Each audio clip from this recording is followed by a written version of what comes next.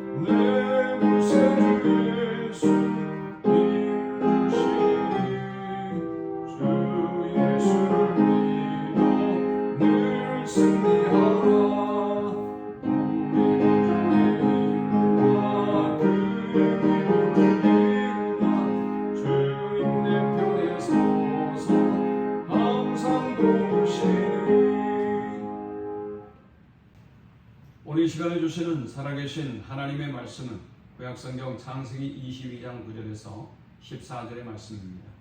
하나님이 그에게 일러주신 곳에 이른지라 이 아브라함이 곳에 제단을 쌓고 나무를 버려놓고 그의 아들 이삭을 결박하여 제단 나무 위에 놓고 손을 내밀어 칼을 잡고 그 아들을 잡으려 하니 여호와의 사자가 하늘에서부터 그를 불러 이르시되 아브라함아 아브라함아 하시는지라 아브라함 이르되 내가 여기 있나이다 하니 사자가 이르시되 그 아이에게 내 손을 대지 말라.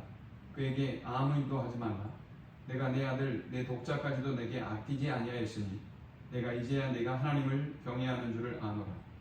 아브라함이 눈을 들어 살펴본즉 한 순양이 뒤에 있는데 뿔이 수풀에 걸려 있는지라.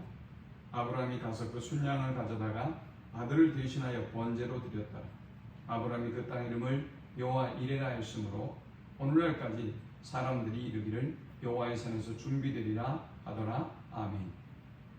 믿음의 조상 아브라함은 하나님의 말씀을 쫓아 갈대아 우르를 떠나 가나안을 향합니다.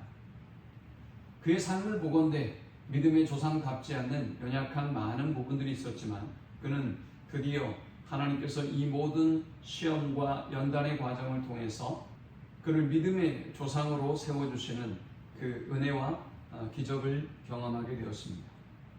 과연 그는 어떻게 이렇게 놀라운 은혜와 복을 얻을 수 있었던 것일까요?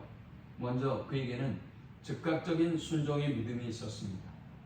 네 아들 내 독자 이삭을 내게 번제로 드리라 라는 하나님의 말씀을 듣고 3절에 그는 아침에 일찍이 모든 것을 준비하여 아들을 드리기 위한 여정을 시작합니다.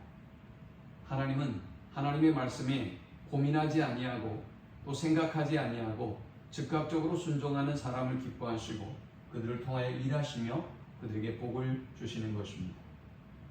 두 번째, 말씀대로 순종하는 믿음을 가지고 있었습니다. 3절에 하나님이 자기에게 일러주신 곳으로 가더니 했습니다. 지금까지 아브라함은 자신의 생각대로 여러 번 행했습니다.